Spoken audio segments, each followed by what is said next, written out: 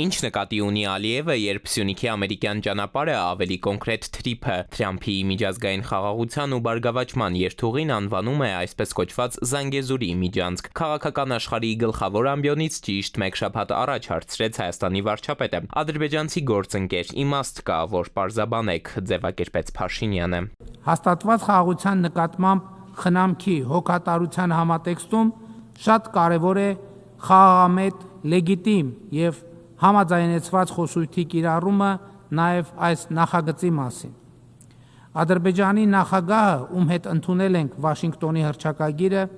դրանից հետո մի քանի անգամ, այդ թվում այս ամբիոնից, օգտագործել է այսպես կոչված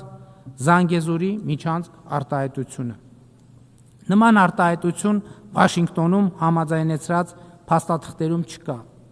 Հայաստան-Ադրբեջան բանակցություններում կամ փաստաթղթերում երբեք չի եղել։ Թեման Փաշինյանը շարունակեց Ստրասբուրգում Եվրոպայի խորհրդի խորհրդարանական վեհաժողովում։ Այստեղ եվրոպացի պահպանողական падգամավորը նրան հարց ուղղելիս օգտագործեց միջանցք տերմինը։ Ընկալումների տարբերություններից էր հետաքրքրվում։ Վարչապետը հարցին նախ հարցով պատասխանեց։ Օգտագործում եք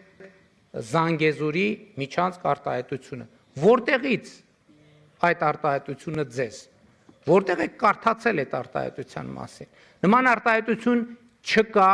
չի եղել եւ համոզված եղեք չի լինի Հայաստան-Ադրբեջան համաձայնեցված որևէ փաստաթղթում։ Արդեն Երևանում Նիկոլ Փաշինյանը հայրենի падգամավորների հետ հարցուպատասխանում բացահայտեց, թե ինչ է հասկանում ինքը, երբ Ալիևը թրիփը խմբագրում է որպես միջանցք։ 15 տարից բաղկացած Հորադիս Զանգելանը երկար է, 16 տարանոց Զանգեզուրի միջանցք են ասում։ Իմ ընկալումը է նա, երբ որ Ադրբեջանը ասում է Զանգեզուրի միջանցք, իրանք նկատի ունեն Հորադիս Զանգելան ճանապարհը։ Չի լսել Ալիևը Հայաստանի վարչապետի վերջին առնվազն 3 այս հայտարարությունները, դե մինչև հիմա պաշտոնական արձագանքներ դրանց հետևից չի ուղարկել։ Բեռնի ռուսերին է առել ադրբեջանական մեջլիսի պաշտոնաթերթը, ահա թե ինչ են հասկանում ադրբեջանցի խորհրդարանականները այսպես կոչված Զանգեզուրի միջանցք ձևակերպման տակ։ Այս տարվա օգոստոսի 8-ին Վաշինգտոնում ստորագրված համատեղ հռչակագրում ամրագրվել է մեր երկրի հիմնական հատվածի եւ Նախիջևանի միջև անխափան երթևեկության ապահովումը։ Հանուն միջազգային խաղաղության եւ բարեկեցության Թրամփի երթուղին, մի խոսքով Զանգեզուրյան միջանցքը արդեն իրագործման փուլում է։ Այդպիսով ժամանակին արհեստական խոչընդոտներով միմյանցից բաժանված թյուրքական պետությունները կրկին կմիավորվեն։ Իրականում Բաքվի բարբարոսական վարչախումբը որևէ նպատակ չունի հաղորդողիների ապաշրջափակման, նրա հիմնական նպատակը տվյալ չակերտավոր իրենց եզրաբանության միջանցքը ձեռքբերելն է, որը դիտարկվում է որպես համաթուրանական ծրագրի կարևոր մաս եւ դա նույնպես չի թաքցվում։ Հստակորեն արձանագրում է, որ տվյալ չակերտավոր միջանցքը միտված է